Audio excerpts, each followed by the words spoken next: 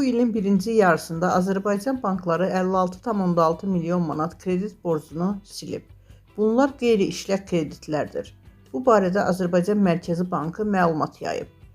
Silinmələrin 61,1%-i istehlak kreditləri üzrə, 38,9%-i isə biznes kreditləri üzrə olub. Bu il iyulun 1-nə Azərbaycanın bank sektorunun qeyri-işlək kredit portfeli 787 milyon manat təşkil edib.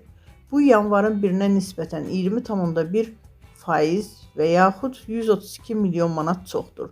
Yanvar-iyun aylarında qeyri-işlək kredit portfelindəki artımın 75 milyon manatı istehlak kreditinin, 56 milyon manatı biznes kreditinin, 1 milyon manatı isə ipoteka kreditlərinin hesabına baş verir.